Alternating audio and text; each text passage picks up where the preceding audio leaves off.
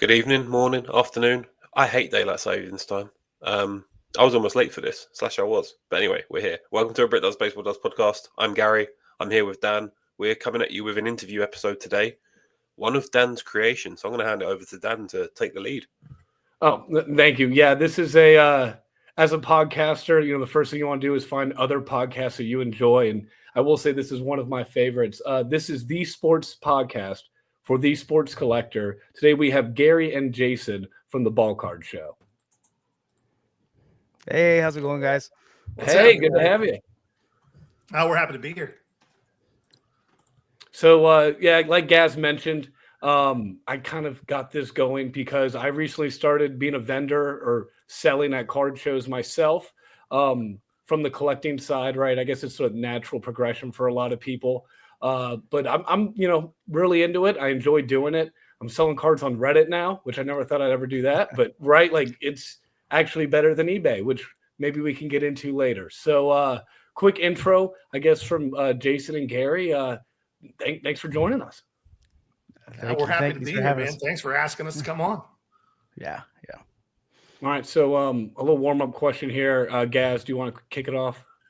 Yeah, so I've just recently got into the collecting side of things. Very very early stages, everything from Pokemon cards to baseball, American football, basketball. Even got soccer because I'm British, so why not? So my question is, what's the first card when you were growing up? What's the first card you remember owning and or trading? Gary, if you want to sort of kick us off. Mine is very distinct. I was a huge Fernando Valenzuela fan. This was back in 1982, so I was 6 years old. And my grandfather had bought me a Pete Rose rookie card. It's the 4 pictures, little circles. Now that's an extremely valuable card. Back then, it was probably worth $75 or $80. I traded that card for 50 1982 Topps Fernando Valenzuela rookie cards. And I was certain that I had made the best decision of my 6-year-old life. Turns out I had not. That's a great story. For me, I would say is the 1990 Topps Gary Sheffield. I don't remember specifically what it was about that trade, but I remember it was the first time somebody wanted a card I had, and I had to realize that the only way I was going to get someone else's card is to get rid of my own. And at that time, I'm 6 years old, and I was really diving into the collecting stuff. Maybe about 7 or 8, probably by that point.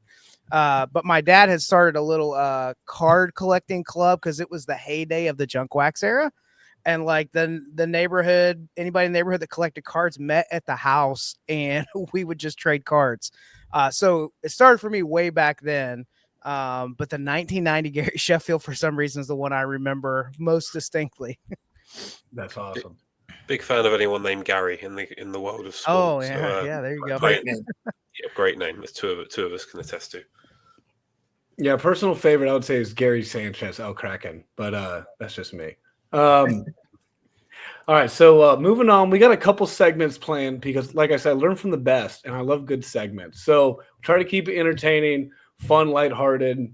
I mean, it's a Friday, right? Right. We're recording on a Friday, I should say. Segment 1, I don't think it's proper I say it in my accent. Gaz, you want to kick it off? Yeah, sure. So we've got I might be outnumbered here being the only British guy, but we are a British-based podcast. So this segment is called Bosh or Wanker. Now, I'm sure you're all familiar with the word wanker. If you've not heard the word Bosh before, look up Big John on TikTok. He basically, and he's a big guy. He likes ordering his takeout, and every time he sees something he likes, he goes Bosh with the fist like that. So the segment is basically we're going to give you 10 quick fire questions. Some are to do with baseball, some are to do with cards, some are to do with everything in between. And all we need from you is Bosh or Wanker. So if you like it, it's a good idea. Bosh. If you hate it, you can call him a wanker. That's fine. We won't take offense. I love it. That's right. Sounds fun. And feel free to expand wherever or not. And some of me questions, maybe just names, but right, it's always going to end with Bosh or Wanker. So our sample would be AI generated card art, Bosh or Wanker. Wanker. Wanker. Massive Get out wanker. of here. Massive Wanker. wanker. All right. Here's the real ones. Okay, started off. JJ Weatherholt, Cardinal shortstop, number 5 prospect currently. Bosh. Absolute beast. The kid has hit at every single stop. I was shocked that they didn't call him up at the end of the year. I'm going to go Bosh as well. If it's a name in Bowman prospecting and I'm familiar with it and I know that they can deliver, that means they're good. There's a little more delineation at the point where it gets to me. So yeah, I'm going to say Bosh on that. He's a beast. I'm going to agree. Oh, sorry, Gaz, please. I'm going to say I'm going to go Wanker just because he's a Cardinals prospect and I'm a Cubs fan. That's fair. I'm a Reds fan. I hate the Cardinals too, but that kid can play. Yeah. I've heard he's good. Next one we have here is SGC fading into oblivion. As far as it being a real thing, yeah, it's Bosh, but the fact that it's happening is straight Wanker. Great answer. I'll go a step further. I think the question was, is PSA a massive wanker? And the answer is yes. Essentially, we talked about this last week. We said that SGC is the equivalent of like a parts car that a mechanic has. He's got that one car on the property because it was cheaper to pull the parts out of that older one than to go build it out himself. They got massive issues when it comes to scaling and growing. They can't keep up with the turnaround times. So for that reason, I think they're just siphoning what they can get off of SGC. I don't think that's the end of SGC, and I'm hopeful that they will like focus in on that vintage space. But yeah, it's I love SGC. I hate what PSA's doing to them. I agree. Please don't let SGC die. If anyone of any power is listening to this, which they probably are not. All right, next up, Owen Cassie, Cubs outfielder and number 43 prospect. Can I start this one by saying Bosh? Big red, ginger hair, outfielder. Bosh.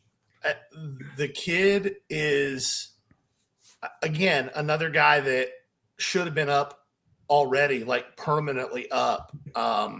He's going to miss the ball a little bit, but boy, when he hits it, it is a thing of beauty. Bat speeds are insane, and he's not a liability in the field. So Bosh for me. I would have to agree. Bosh. I do remember us talking about him. When I watched some of the film, I remember seeing just the raw power. When the bat's on the ball, he's driving it. If I'm not mistaken, when we talked about him as well, Gary, his ability to move that ball wherever it is with power, wherever the pitch brings it. He's not afraid to spray the ball. So when you have somebody that there's going to have in theory, that's going to result with a higher contact rate, right? We'll see. But if somebody can drive the ball like that consistently, Bosh all day. I'm not as familiar because I do the IL prospects, but I'll give him Bosh. It's not as high Bosh as JJ Weatherholt because my girl pulled a Bowman Chrome to 50 auto of his. So now I'm like, oh, I guess I'm a huge fan of JJ Weatherholt. But I will say I'm not as big a fan of either of those two as I am of this next guy, Samuel Basayo, Orioles catcher, number 7 current prospect. You're going to be surprised by my take on this one, but I'm going to go Wanker here. Not because of lack of ability, more because of lack of positional home. And I'm starting to really have questions on whether the Orioles can develop hitters for the major league level. They seem to be able to develop them to rake in the minor leagues, but when they get to the bigs, it's a pretty instantaneous struggle. Yeah. I would have to go Wanker for those same reasons and my lack of depth of knowledge of this particular prospect. But I would say that is definitely true what you're saying about the Orioles program. And I have a showcase with several nice Jackson holidays to prove it that have not moved in quite some time. Give it 10 years. You'll be all right. I'm going to jump on the bandwagon and I'm going to go Wanker as well just because Dan's an Orioles fan. But I like Basayo. I think what they're doing with Adley Rutschman is a bit. It says a bit more about the Orioles front office than it does anything else. Like Adley Rutschman should have been your catcher for the next 10 years, Dan. But hey ho.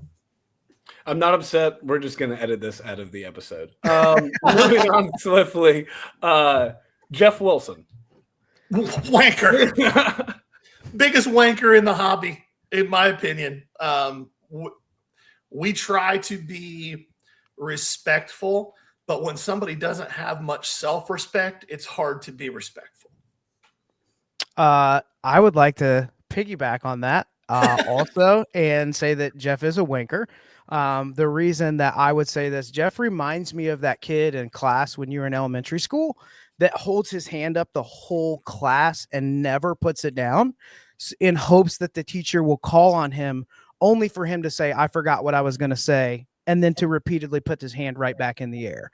So he's just, my kids call it a pick me, like, don't be a pick me. That's the issue. If Jeff had not platformed as some type of expert offering advice in the investment side of one of the most volatile alternative asset classes in the last 15 years, then maybe he wouldn't have these reactions. But the fact that he gets all worked up when people have a strong opinion because of his track record, which has been terrible, I think that makes you a wanker. And I mean, I watch enough Ted Lasso that I feel like I have a pretty good understanding of what the word means. And I feel like you could put his picture beside the word in a dictionary with no words, and people would be like, yeah, that makes sense. Yeah. Yeah, I was originally a bit confused by this because when I went to England, I thought it meant cool guy because everybody's calling me a wanker, but I get to realize it's a bit different. There are other swear words over in the UK, which I'm not going to get into, but the C word, where it's not as bad if you call someone that over here compared to over in America. Wanker is universally means what it means. Okay. Yeah, some of those words won't fly over here. Yeah. I'm very, very well aware. And moving on swiftly, backyard breaks. Can we expand that to like the majority of the breaking industry? Not all. Yes. No. He's asking the questions, not you, bud. You got to answer them.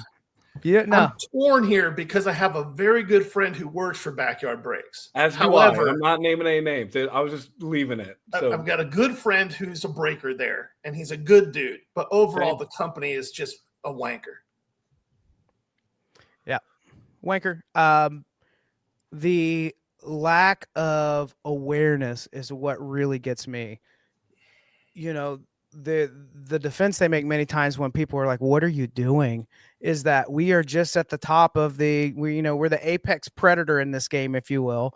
We're too big to fail, this and that, but they can't even have a proper human resource department with a company that's moving how many tens of millions of dollars a month. I mean, at the peak, what I will say is this, when nobody's talking that much about it, who's not buying a lot of sealed product anymore? Who's not ripping as much wax? Backyard's not ripping like they used to be. There's a lot more repack stuff happening there as well. And there are new breakers emerging. And I don't know that everyone's paying attention to that.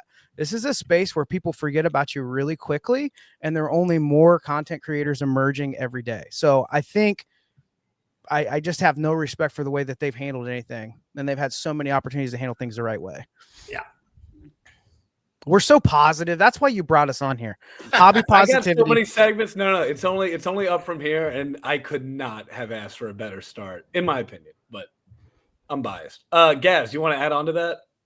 I guess. Look, I'm not as familiar with like you said Jeff Wilson. I had to Google who Jeff Wilson was. I agree, wanker. Can we just clip that? Can you just clip that 10 seconds for us and send it Can I get over? the impersonation, Jason? Huh? Can I get the Jeff Wilson impersonation? Hello, card collectors. There you go, Gaz. That's all you need. Yeah. Wanker, fine. The whole backyard breaks thing. Again, I'm familiar with the term breaking. I when I was first getting into sort of baseball cards, I ended up watching. I think it's Western New York Sports Cards. He does like profit challenges, and he just seems like quite a chilled out guy just doing them. And he seems like genuinely happy when he pulls a good card. Like he pulled a Paul Skeens Auto and just spent like 3 minutes gawping over it, which was really fantastic to see. Yeah.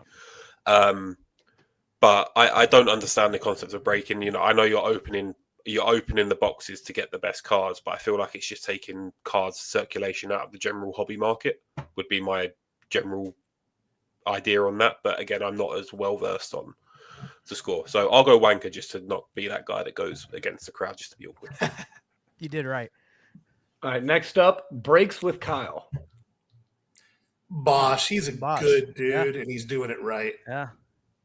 Like, I love that because he gets criticism. That's the wildest thing to me.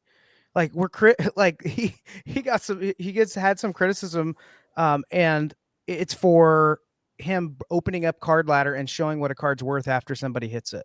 I love and that. So if someone has a problem with that, I have a problem with them. Like, the what? only people that have a problem with that are people who are other breakers who are not being transparent. They don't want people. They want to be able to lie to people about what they just hit and what it's worth, so that they'll keep coming back. I'd also say Kyle's somebody whose content is fantastic. He's thoughtful. He's going to put together a 2 or 3 minute take on something happening right now in the hobby, and it's honest. It's thoughtful. There's no fluff in it. It's not clickbaity. It's meat and potatoes, and I'll be surprised if he's not doing more with content in the near future. Honestly, I've just been very impressed with him. Yeah, I'd never heard of him before y'all's podcast, to be honest, and now I've tuned in, and I'll be honest, I think he's one of the best who's doing it. Yeah. Yep. He's doing All right, right. so a great job.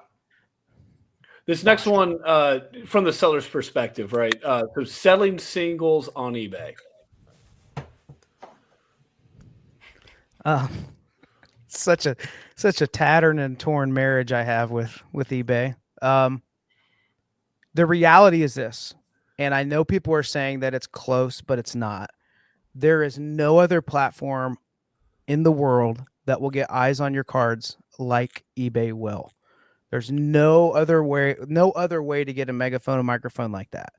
And the story that led me into doing cards full time goes through me having to sell and flip eBay. My son had some major health issues. I had to be home all of a sudden. I couldn't be out selling. I was in construction based sales. So that was over. eBay provided a lot of opportunities. I will say this. Almost every change that they have made in the last 2 years have done nothing for the seller but make it harder for them to sell on the space. And I think that that's continuing to get worse. So I'm concerned. I've got 50,000 cards in my eBay store right now, and I'm having conversations about potentially liquidating that to avoid dealing with whatever their new algorithm is that they're trying to figure out. 50,000 cards in the store.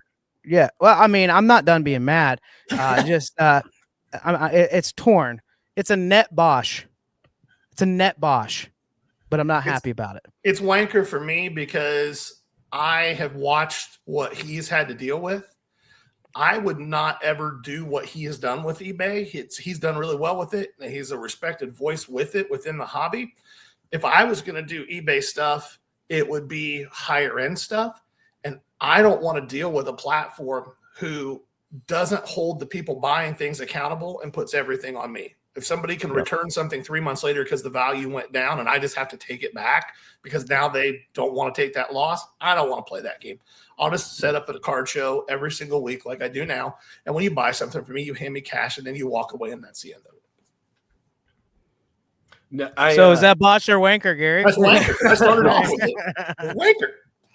It's crazy because I was like, oh, a fun, lighthearted podcast. I'm just poking a sore spot. I love it. It's great. Okay, now from the buying side, buying into breaks on whatnot.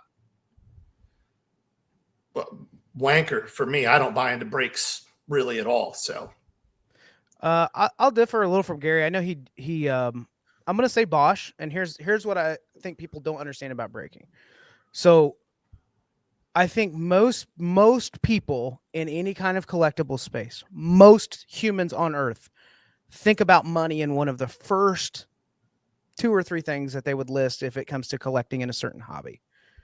But there are people that have a lot of money, and there are people where rather than driving to a shop, buying a whole case of something for 2 or 3 grand, they want to hop on Whatnot and get in 5 or 6 different breaks that night and be a part of 6 different products that they wouldn't have even been able to buy for, all at once like that. I think that it definitely has the opportunity to create some really unhealthy things in the space. There's a gambling element, no doubt about it. Anybody that tells you it's not true is just dishonest. There's a piece of that. But we're also adults with our money. And if you want to hit up the gas station and drop 500 on scratchers, nobody can stop you doing that either. So I think it's Bosh. I just think the accessibility, the fact that you can do that on your phone, like we do a show twice a week, Tuesdays and Sundays, where we just run a ton of like late 90s, early 2000s singles on whatnot. It's not a break, but it's an opportunity for people to even find accessible stuff that's pretty hard to find. So accessible, financially hard to find out in the wild. Did I not Bosh or wank? You could go right in the middle, I guess. Bosh. A It's a net Bosh. This is Bosh. Is that a banker? I'm afraid to make up words. All right, last one here, and I'll leave myself out of this because maybe I am biased. In-person autographs, on card specifically. If it's for your PC, Bosh. If it's for anything resembling an investment, Wanker. I think with IPs, it's full Bosh. I don't care. If you want to meet an athlete and get a card signed, there's an element to that where there's an intrinsic value for a lot of people. Gary's right as a dealer. Like, we're never going to not think about what that's going to do. I just think if you know you're not going to necessarily add value, like it might not happen, but you'll appreciate the card more, it's a total win. It's absolutely a Bosh. Bosh. Give me a Bosh, guys. Bosh. That's how Big John does it. We might have to keep that segment going. Thank you both. And we're going to move swiftly on to segment number 2, card of the week. Gaz, do you want to explain this one? Yeah, so we're looking for one card from your current selection. It's a bit of show and tell, going back to school. Bring out the card. Why this card is your favorite. Give us some story behind it, and then would you ever consider selling it, and under which conditions? But I'm going to guess probably not if they're in your PC. So, Jason, do you want to kick us off with this one? Sure. This will look familiar to Gary because whenever he showed me this card, he knew that I would want it. He got it for me at a deal and let me buy it from him. But this is a Dan Marino, Joe Montana, dual on-card autograph. These were hand numbered. They were signed at the Super Bowl. They would set up special signings. So it's kind of like a box topper size. There are cards way more valuable that have both of them in an autograph, but there are not many of these floating around. I'll tell you this, I'm set up with him, 40 to 45 weekends a year, and I've not seen another one sitting out in the last, 18 months, No. 2 years. So this is one I'm have no interest in ever selling. Yeah. Well, if we can see it there, this is a Green Pulsar 2019 Contenders Optic Ed Oliver rookie auto. It's numbered to 27. It's a PSA 10. My Ed Oliver stuff is never for sale. I guess it'll enter the market when I die, and as long as Jason's still alive, he'll help my wife sell it. But other than that, it'll never be for sale. I became a huge Ed Oliver fan his freshman year at the University of Houston. His first game, I was watching the first game. They were playing SMU, I think, and he had turned 18 like 3 weeks prior, maybe a month prior, and he was lined up in the 3 technique, and ball snaps. He crosses the guard's face. The quarterback's under center. He crosses the guard's face, catches the guard's chest plate with his right hand, catches the center's chest plate with his left hand, and just power drives them both back. And he sacks all 3 of them, the guard, the center, and the quarterback at once, 2 steps into a 3-step drop as a true freshman 18-year-old. My jaw was on my chest. I was like, oh my God, this kid's a beast. I can't wait till he has cards. And I started collecting them in 2019, and now I've got one of the larger high-end Ed Oliver rookie collections that you're ever going to see. That's awesome. Gaz, did you bring a card to show and tell? I can give me 2 seconds. Yeah, I'll go ahead and do mine while you grab it. No rush. So mine is, I just saw these. A Connor Norby game. I've never seen a game use button before. Oh yeah, that's cool as hell. So I got my game use button, but Norby's done a decent amount of in-person autos. I mean, just after games. I saw one time he hit a walk-off for the Norfolk Tides here in AAA. And literally after crossing home plate, damn near, goes up and just behind the net starts signing autographs for anybody who's asking. And I was like, I don't know if I've ever seen that before, right? And then I was wearing my Mets stuff because it was one of the one times they're playing the Syracuse Mets. You know, that's my childhood team. before I kind of crossed over the Orioles, but that is a separate discussion. But then I was like, hey, would you sign a couple cards for like a Mets fan? He's like, yeah, man, and talked to him a couple times since then. And now his brother's pitching for ECU. And I'm also rooting for the Pirates. So he's a guy in the PC. And that was one I was like, all right, I'll get a game year Connor Norby button. He's a guy is also one of the reasons I don't have much faith in the Orioles' development capabilities. They trade him. They trade Elias. They developed him and Kyle Elias. Stowers. And it's like, what are you doing? I don't think Stowers would have broken out there, to be honest. I don't know. He's a case where I think him going to Miami gave him that opportunity. He might not have ever blossomed elsewhere, right? But again, I think I'm pretty biased in this subject. Gaz, did you get your card? I did, yes. So this is a Marcus Allen. Sorry, excuse the line. It's a 1989 Marcus Allen. Oh God, that line is terrible. Pro Bowl card from. God, what year is it? 1983. The reason I picked this one up on Whatnot when I wasn't really paying attention as to what I was buying. It's just kind of getting into the hobby, and you know when you just like you pick something up for the first time, and it's like, oh, I've got adult money now. I'm just gonna like buy it. And I was at work, not really paying attention. And I think I picked it up for I want to say I picked it up for 12 quid on Whatnot and didn't really think about it. It's the first PSA or first graded card I've ever owned. I've since been advised it's actually worth a lot more than the 12 quid I paid for it. And it's one of those where I'm like, it's probably one of the two cards which I've shown Dan, and Dan's gone, oh yeah, I'll have that off you for 50 quid or whatever. And I'm like, yeah, I bet you will. Once I figured out the conversion of quid, that took me a while. But yeah. So yeah, that's the card just because it's kind of the first, I'd bought some stuff and Whatnot before, but it's kind of like the first card I looked at it, I was like, no, some people might be like, well, why have you just spent 12 quid on a piece of paper? But it's like, no, it's a good card. It's what are you now? 2025. So this is 42 years old. I think that's cool. Yeah. Yeah, I feel nice and old now. Thank you. I remember pulling cards. I pulled that card out of packs as a kid. Regardless, you look good, Gary. But yeah, man, that is vintage. It's like, holy shit, is this guy my dad's age? No, I'm just kidding. Hey, Gary, you look good, bud. That was not backhanded. Anyway, moving on swiftly to segment number 3. eBay, or sorry, what am I doing? Gaz, you got to introduce him. Apparently, I'm introducing everything tonight, even though Dan did like 90% of the work. So I'll take all the credit. That's fine. This segment's called eBay or Nah, Mate. It's a guessing game. So Dan's going to read us out some listings. He's got 4 listings. Some are real, some are fake.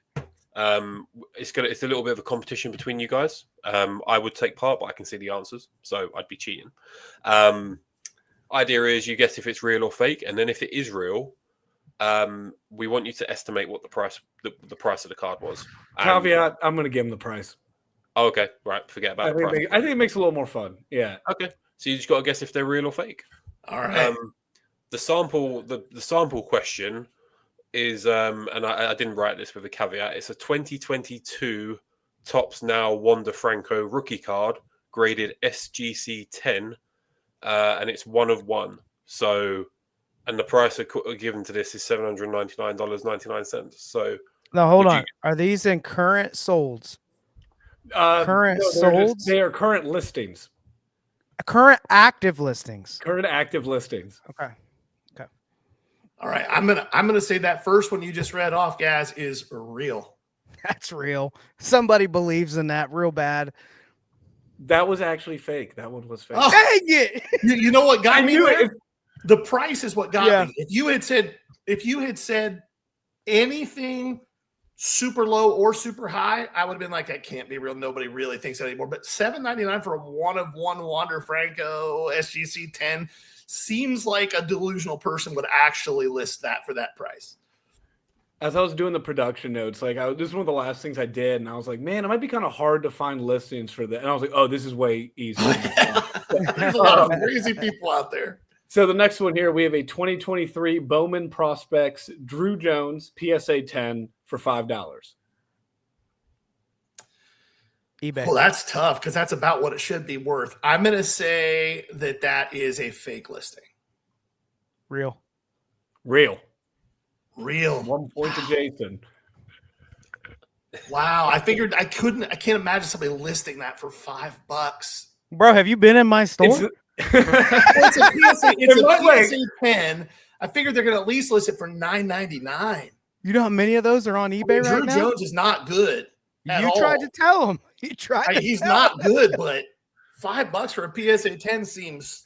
Hey, Bowman needed a hero that year, and it had to be him. You know, he was the number 2 pick. He just can't swing a bat. His body looks like it was cut in half and sewn back together the wrong way when he swings. But tell him how you really feel, though. I just don't did. Okay, there you go. I should have checked. I guess if this is your active listing, that would be a little unfair. But I was going to say, I don't have any of those slabs up right now. I know that. Dan, did you just look at Jason's eBay page when you got all these? I did not. That would be great. Some might win this. I'd probably get a lot of them wrong. We'll plug it later. You want to go ahead and plug it, Jason? Plug the eBay store while I get this next one ready. I have a high volume, low end store on eBay, the Ballcard store. Bundle and save. It's like a huge dollar box. And then I have some really weird stuff that's not small that you're just not going to see in a lot of places. Boom. 1998 tops Jose Canseco, hand cut by seller for better centering, gem mint corners, $74.99.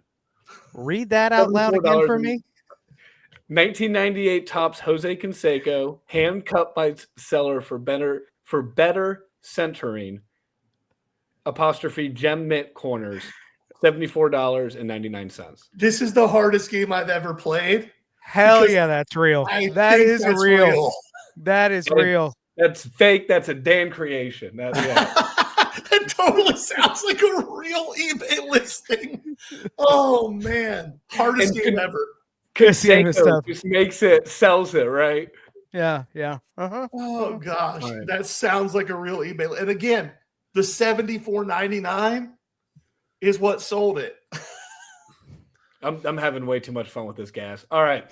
Up next, PSA 9 Kobe Mayo 2021 Bowman Chrome Red Refractor Auto to 5, $14,000, $14,999. That's real. I don't trust you at all, Dan. You've betrayed me twice. That's real. Real. Correct for both of you. That's a delusional seller who bought that card at the peak of Kobe Mayo hype and is hoping against hope to get his money back. Dan, is that Kobe you? Mayo slander on this podcast. That is. I think that might be. Dan, is that your own listing?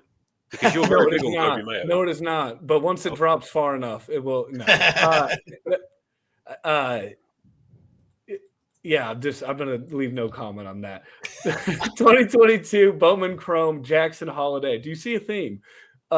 Bowman Chrome Jackson Holiday Auto to 25, PSA 10, $44,995. 2022 Bowman Chrome Jackson Holiday Auto to 25, PSA 10, Pop 11, $44,995. I'm gonna go fake on that one. It's fake because you've used too many characters in your title structure. Yeah. Oh, Jason's getting messed Oh, up. you've been It is fake. The real listing was. Do you want to guess the price of the real listing? $15,900. Jason, I was saying 1,600. 34,990. Oh, so it's still delusional. Yeah. Still delusional, just not It was as delusional. Auto to 25. I don't think you can pay too much for Kobe Mayo and Jackson Holiday, in my humble opinion. Jason's got a showcase full of Jackson Holiday that would beg to differ. I got them all. Yeah, a little I got. Hey, if you're an Orioles hit me prospect, up. is that the fun face? Yeah, bud. Oh, we'll be in talks. Speaking from having very limited experience in the hobby, no Kobe Mayo card should be going for more than $2 based on current. That's all right. Now you guys are making me angry. I'm not having fun anymore. Fine, $5 anyway. Show's over. Up next, and our last one here. It's funny, in show notes here we had lighthearted chaos. I think that's exactly what this is. PSA 9 2013 Panini Extra Edition Prospect Gold Auto to 5 Aaron Judge. $117,499. PSA 9? PSA 9. I'm going to say that's a real listing from a delusional human. It's probably real. It's probably real. It's real. Unfortunately, it is. Yes, that is real. Yeah. It's more like a $30,000 card. Now, I'm no mathematician. I went to Bible college, but I won, right? I just beat Gary. You did. You got 4 points, Okay. Jason. Gary, you got 3. Yeah. I just He has I an wasn't unfair advantage. I had to make sure I You have wasn't enough fingers sure. on one hand to count, and then another hand to count Gary's. That's what this one's for. I never used this one, so I just No, thank you, Gaz. I don't know if you noticed, I kind of just gave up. I was like, this is too many numbers and reading that my brain could not comprehend. All right, segment 4 here. Now that everybody's crushed my dreams on Kobe and Jackson, we're going to do my in-person auto showdown, more like a showcase.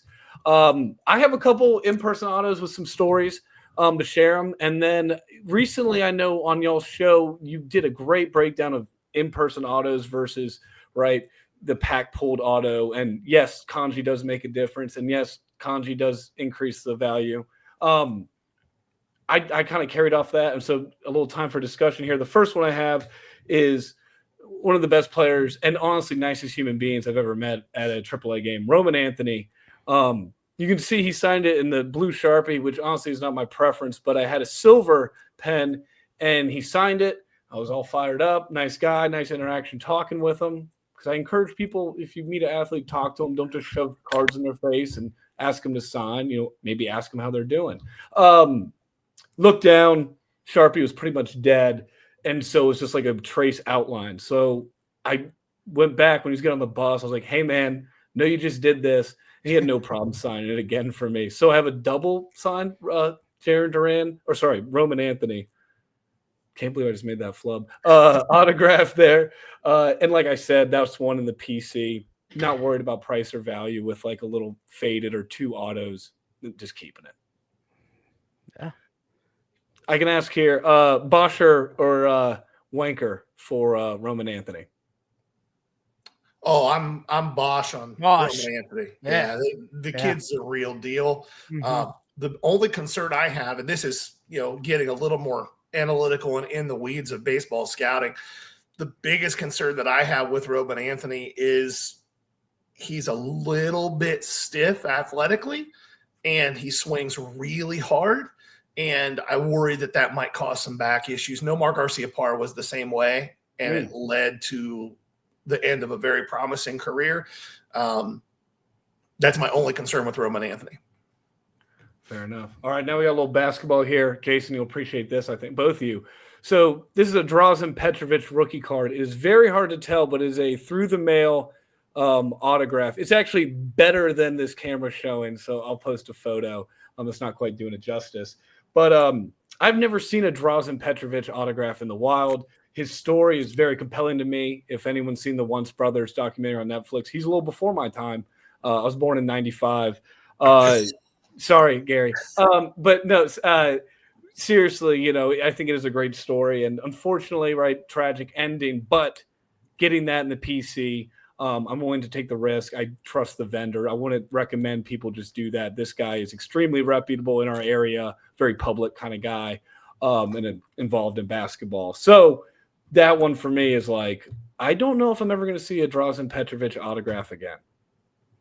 Yeah, the IP auto market on some of that lower end, like that era of like the 80s and 90s stuff, I've found that, well, people say it doesn't add value. By and large, they're speaking of larger value cards, right? But I can't tell you how many IP auto in the mail cards like that I bought in a collection. I disclose on eBay. I'm going to sell it instead of $2 for 5 or 10, right? It's not like a big one, but I'll just say, hey, this appears to have an IP auto. It does not have any certificate of authenticity. I purchased it in a collection. And there are still people out there looking for that because they're connected to that story, that card. There's significance to them with that autograph, even if, in a card that is $50 raw, if you get it signed, it may not impact it now.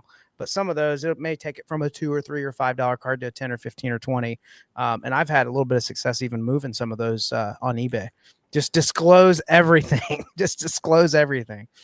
I also think that it's really important to note everything you just said about that card makes it an exception to the rules, right? Yeah. You've got a card signed by a deceased player who I don't believe ever even had pack pulled autos. I think he was gone before that was a thing. And there's a personal connection with that story for you. It's really important to understand in this hobby that it is a hobby. Yes, for some of us, it's a business, but it's still a hobby. And at the end of the day, collect what you like. That's a really cool card. If I had that card, I would make sure that I got it authenticated and protected just for my own peace of mind. But the whole pack pull versus IP auto thing, if you've got a card that's a player, if you want a card autographed by somebody who didn't play when there were pack pulled autos, you don't have a choice but to get an IP auto, right? If it's a deceased player, like what you're talking about here, that's your only option.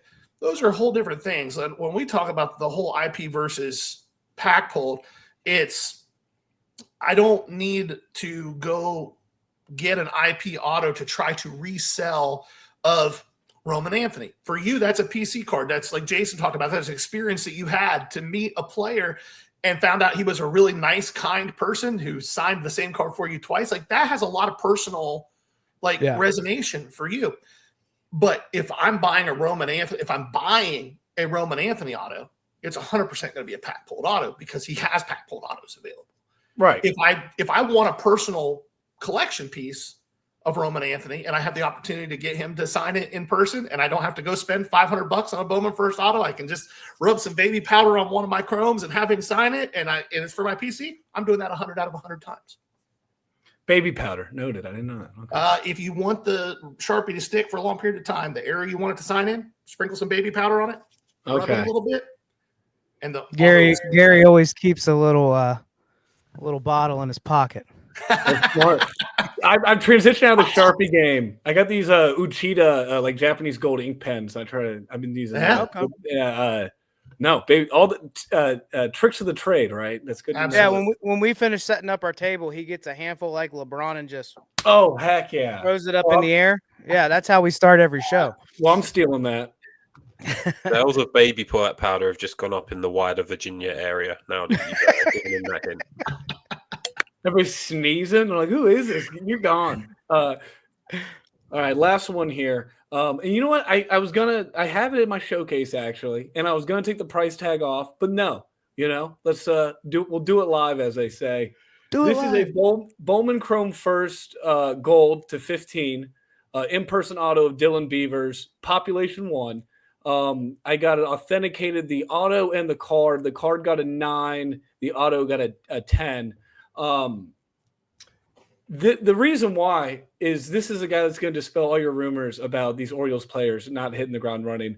6'5", hits for power, bats over 300. Are you talking about Kyle Stowers? I'm talking about Dylan Beavers. No, I know, but you just described Kyle Stowers 4 years ago.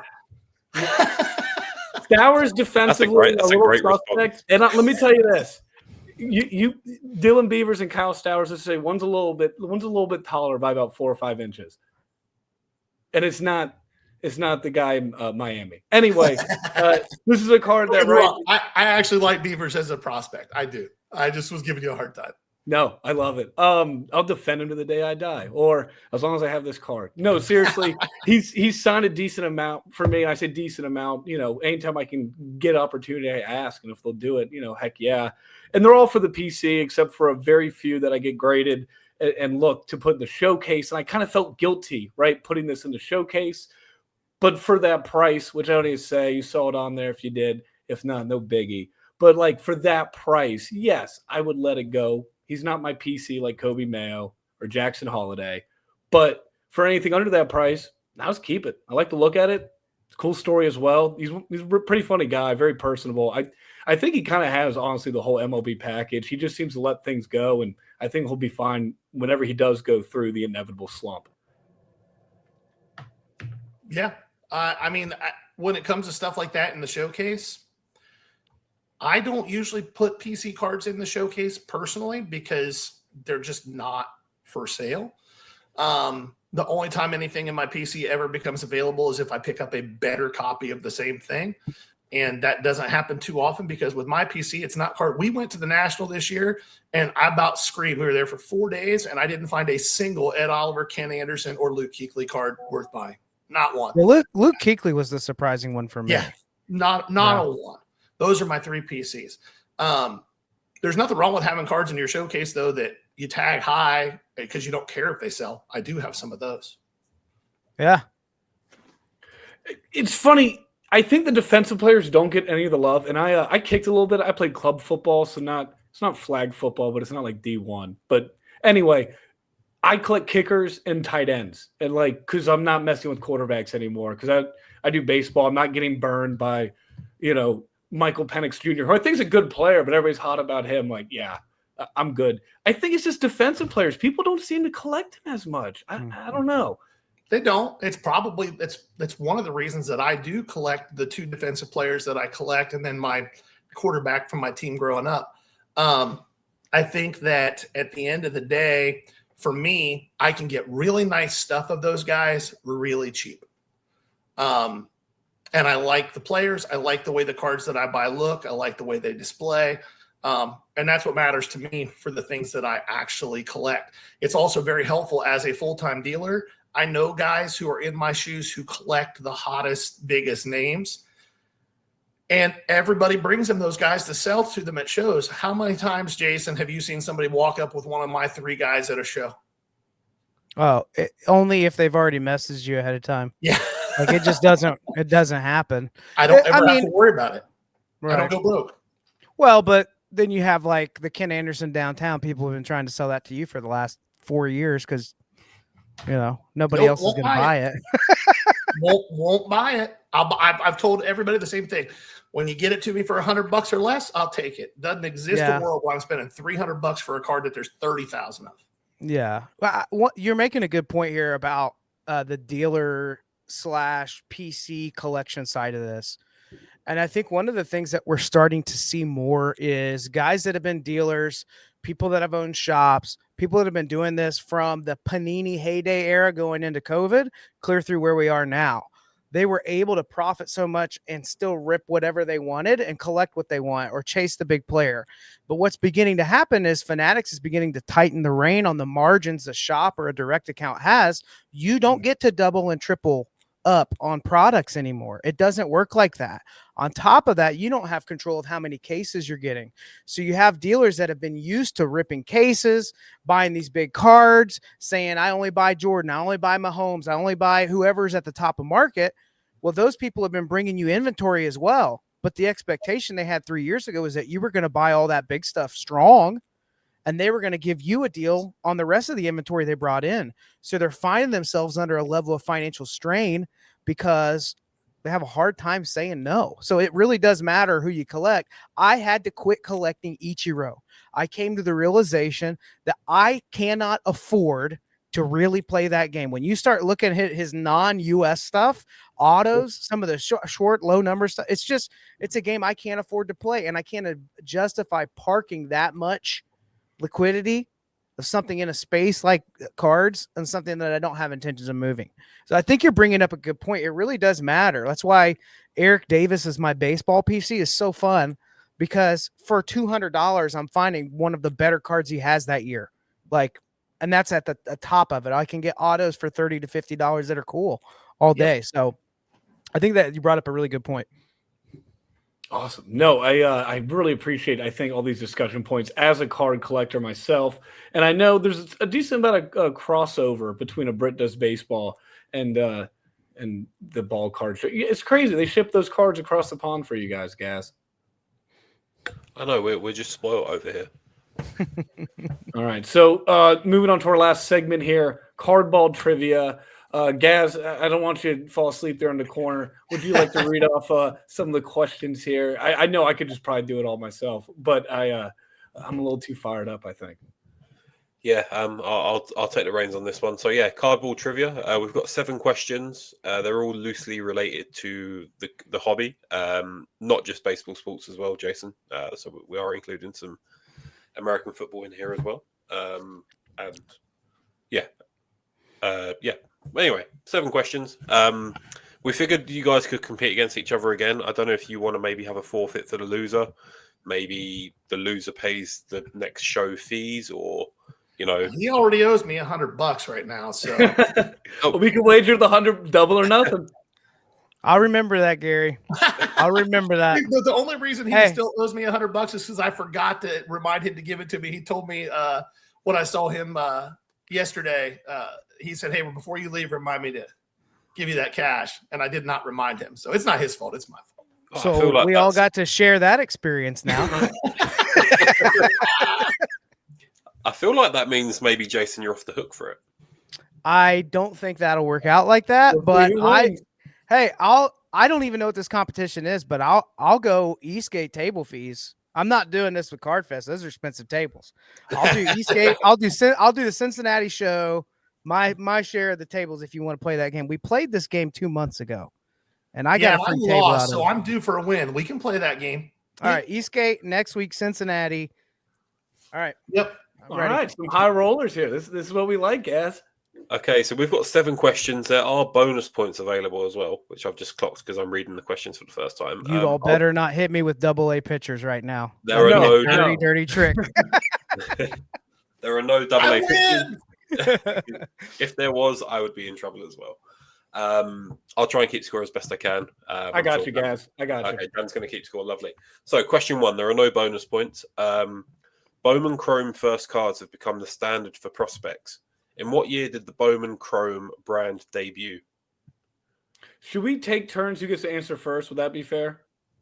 Yeah, I think that's fair, Jason, because you won the. If you want to write down your answers, I don't know. How would you? Since you guys are wagering, I was going to say take turns. Who answers first? Let's see. I'm cool. Whatever, Gary. How do you want to do it, bud? Yeah, we can. You can go first on the first one, and then I'll go first on the second one. And then I won't say the winner. I won't say what the answer is until both of you have answered. Yes, correct. Okay. Bowman Chrome was the product you said? Yes. I know I'm within a year. 1998? I was going to say 1997.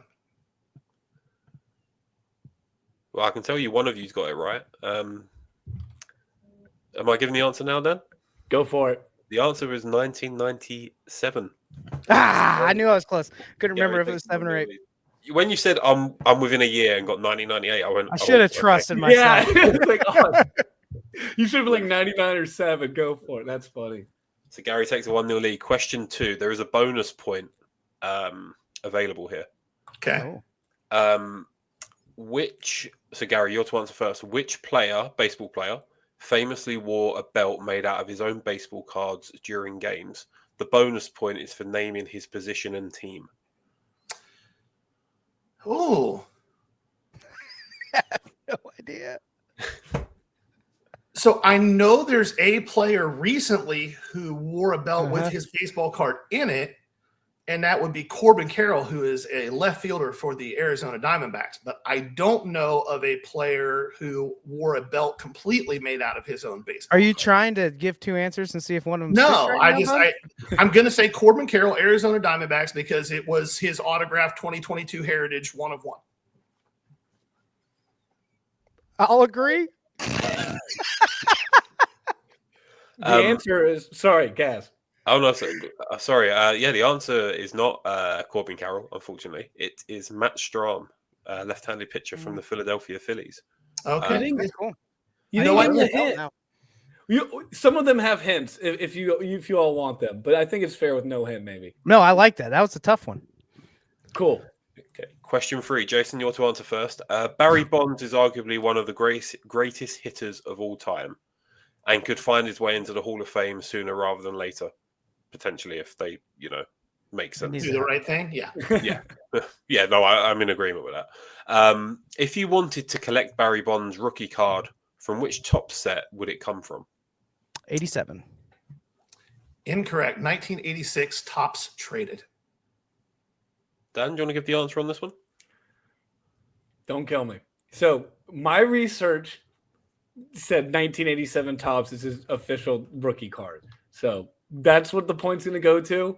And now you have me guessing, but I was 99% sure. No, so trust your gut and trust the internet. No, I checked it. I have the card anyway. We're gonna Check and see which one's days. more valuable in sales. I Oh, guarantee that has nothing to do with it, bro. Get out of here. We With cannot it's differ worth from more. the Google Doc. That Get would be outta here. unfair. So we're gonna give the point to Jason. All here. right. So All we're right. tied up. 1-1. Man, that was a little bit of work digging out of that hole. All right. Oh man, I feel terrible now, but I I think doing that's great. right. It was You're doing right. the- Good you're job, doing the Jason. right thing. Listen Yeah, to I your need to heart. double down. I think Gary might be double bluffing you. He said it really confidently. He could just be making it up. Oh yeah. Dang, that's true. I doubt it. Black I doubt Border it. 1986 tops traded. That's why I didn't want to read out that answer because I thought it'd be controversial. Okay, question number 4. We're going to give you the year. So in 1953, Topps first began producing baseball cards. Can you name me one rookie from that set? There are 67 possible answers. Dan has the list of answers. So you need to give us one rookie for a point. Can I ask a clarifying question? It's a big Yes. question. I got to pull up the Google Doc, and I thought it was a different one. Is it the card that is industry-wide considered a rookie, or does it have to be a true rookie from the set? So I had 67 total that were considered true rookies, I believe, from that set. Okay. Jason's probably going to get this one right. Oh, that's fair. Yeah. Well, because the two cards that I know of that are considered the industry rookies aren't technically their rookie card. Kind of like the last question we just had. No, that's not how it works, though. There's an established understanding of what the rookie card is. It's not always necessarily on the calendar date when the first card was created for it to be a flagship rookie. So I'm going to go with Lou Boudreau.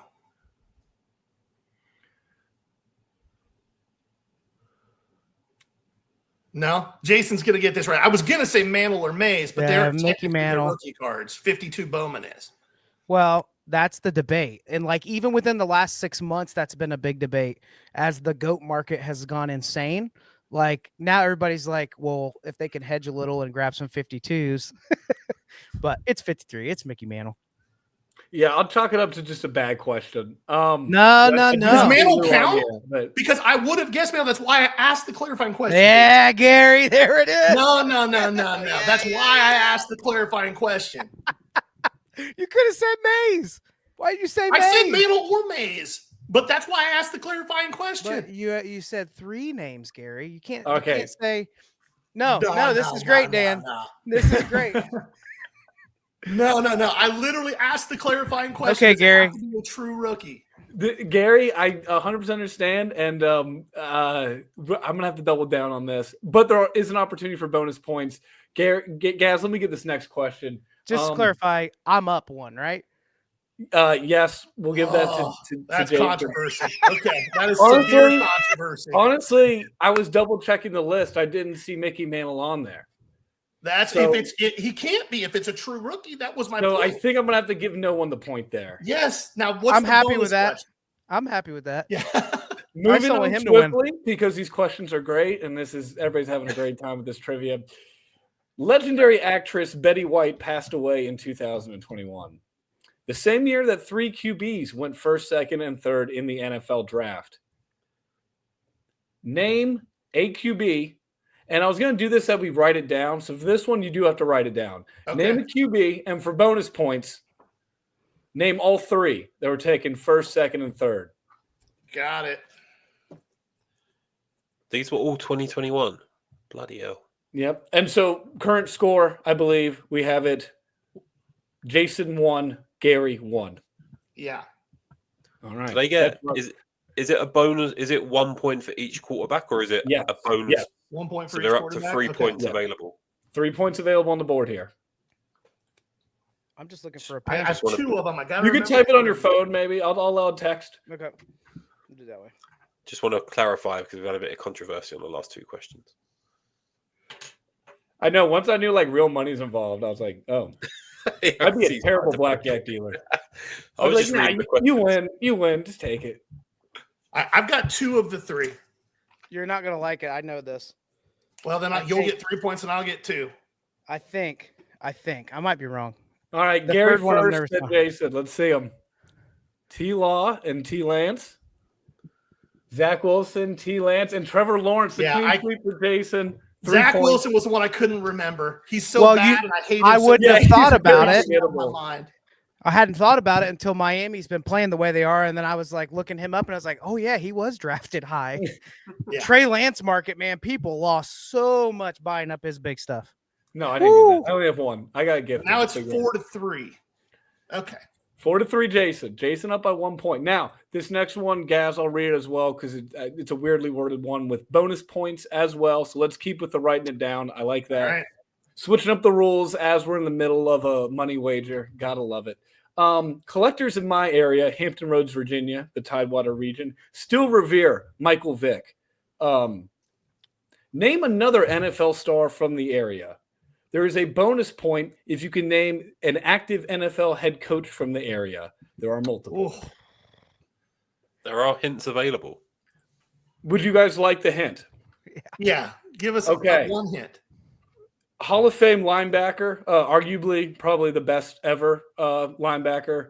And then for active head coach, think AFC for both of them. Aaron Donalds from Virginia? Stop it. I'm a Rams fan. All right. I've got my guesses. You got yours, Jason? I have no clue. I am in trouble. Write knew some it, names you know. down, bro. You said linebacker? Yes. Linebacker, yeah. Best ever. And he also That's said ever. AFC. Hall of Famer. There's another one, too, who's a Hall of Famer, but he's a DN. But we're looking for the big one, right? Just to clarify, are the players known for playing in the AFC, or is the AFC just for the head coaches? No. AFC is just for the head coaches. I'm sorry. Yeah. I'll give you a hint for the player I'm thinking of. The Hall of Fame linebacker is from the NFC. For the coaches, we are thinking AFC. This is a tough one. This is really tough, and I'm looking at the answers. Okay. I've got my guesses. All right. I'm having a hard time with the coach. Oh, I don't think my guess is correct on the coach at all. But that's okay. We gotta get a little bit of a timer here, Jason. Is it your turn? Yeah. Is it your turn? We gotta Okay, show them Gary. at the same time, so we can't. I heard copy. I heard clicks. No, that was gas. All right, Gary, put them up. We'll do it in 5, 4, 3, 2, 1. Show them. I didn't have anything. Zach Taylor. Dick Oh no, Butkus. mine changed it to Raul Lewis. But you said NFC. So I have Miami Mike as my coach. I have no clue. Okay. No The clue. player I was looking for, the greatest linebacker of all time, is the one and only LT, Lawrence Taylor, from Williamsburg, Virginia. See, when you said DN, that's who I thought of. The DM was Bruce Smith. Sorry. But Okay, fair enough. for coaches, let's get your coach guesses in. You said Mike McDaniel. And what I was said the other Zach one? Taylor. Okay, you get 2 guesses. So I'll give you each another one because there's 2 coaches in the AFC from the area. Okay. You get one more guess each because both of those are wrong. Look at this dirty with Mike McDaniel. Come on. All right, I got my second. Is Mike McDaniel still in the job? Yes, he is. He's going to finish the Yeah. year. That's the same reason that Zach Taylor is, because neither one of the owners are going to pay 2 guys to coach and one of them not actually coach. There you go. What you got? My Gary? second guess is Aaron Glenn. I had Andy Reid. I have no idea. It is Mike Tomlin and Sean McDermott. Okay. All right. Yep, both No William clue on Mary. those. Yep, it's okay. No blood. That No was blood, just still 4-3. me being biased of thinking people outside of Virginia know about the Hampton Roads area, but I digress. Moving on next, Gaz, I think you have to ask this question. I do. So I And a didn't bonus write this. point here as well. Yeah, so 2 points on offer. I didn't write this, but it's not exactly wrong. England is known for its lousy weather. Yep, can confirm. Friendly people, as you can tell.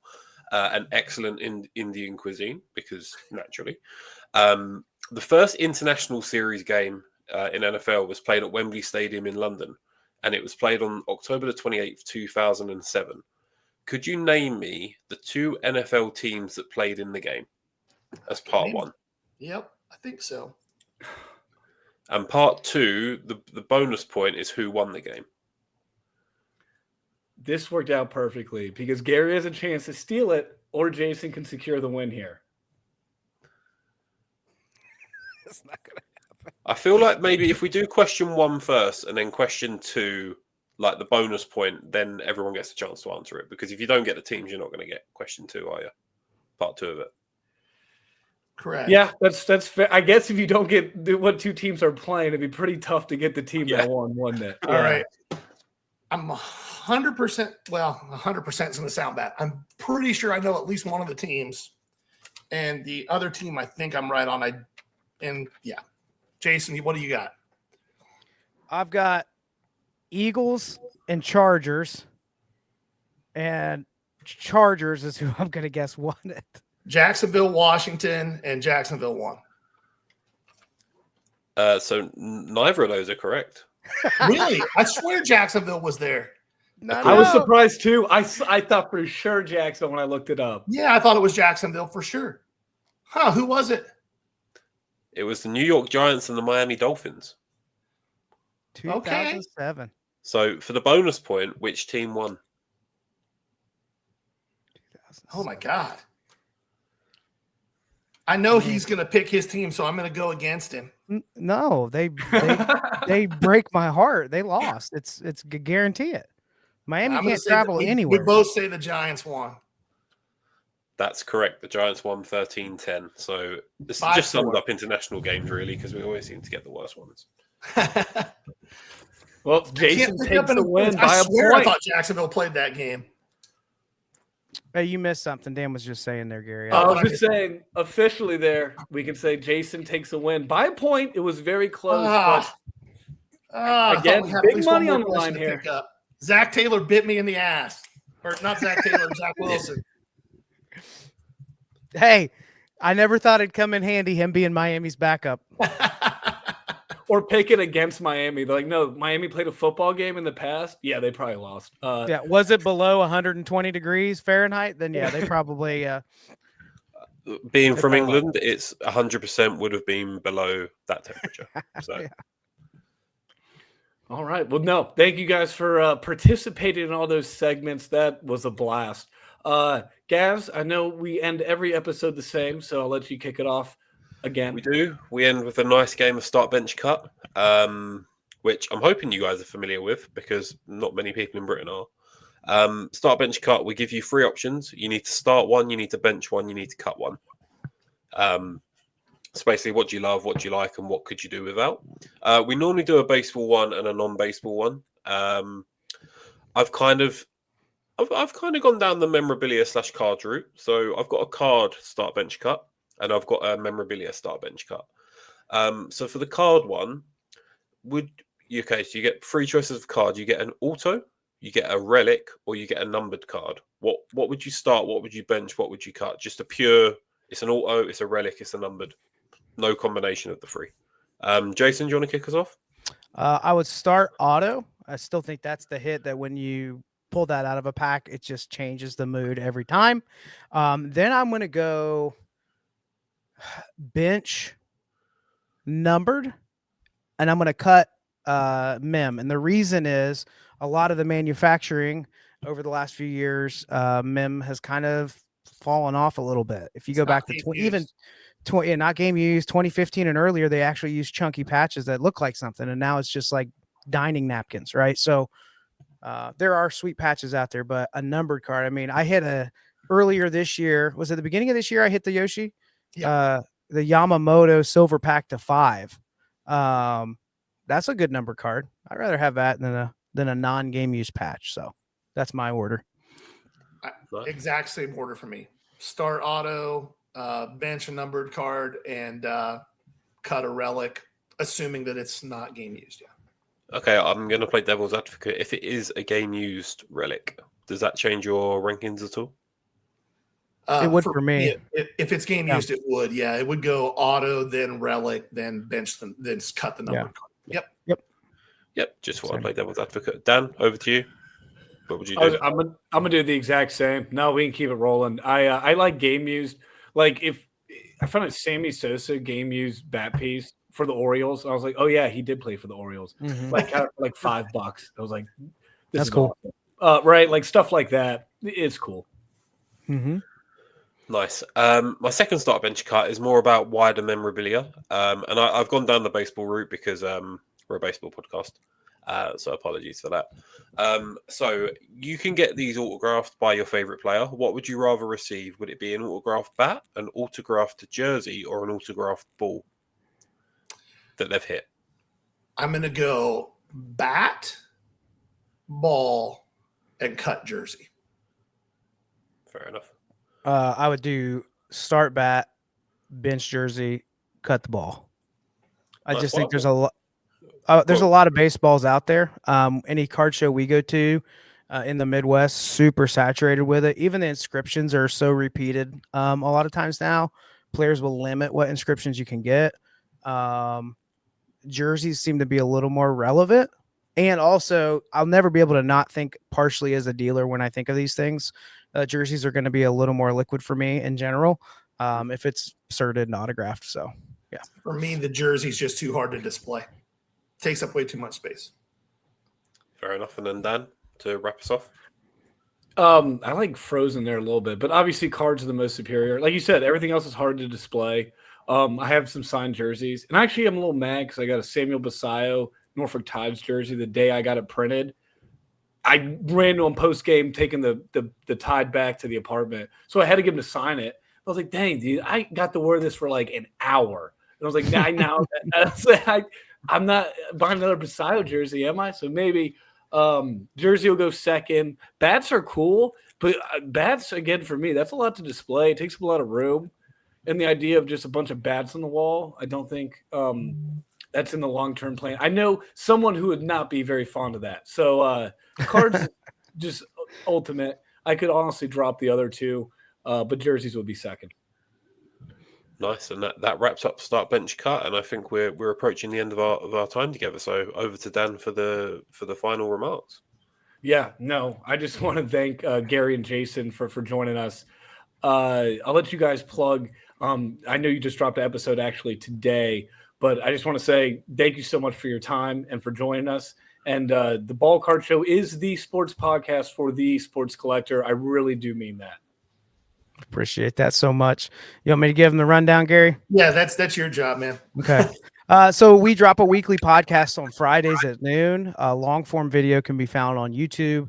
We have all the audio uploads wherever you get those. We try to chop those episodes up into clips. So wherever you're engaged on socials, you'll find us there. Every Tuesday night at 6 and every Sunday night at 4:30, we're live on Whatnot. And then Gary and I are set up about 40 to 45 weekends a year at shows around the U.S. So come say hey. Let us buy stuff from you.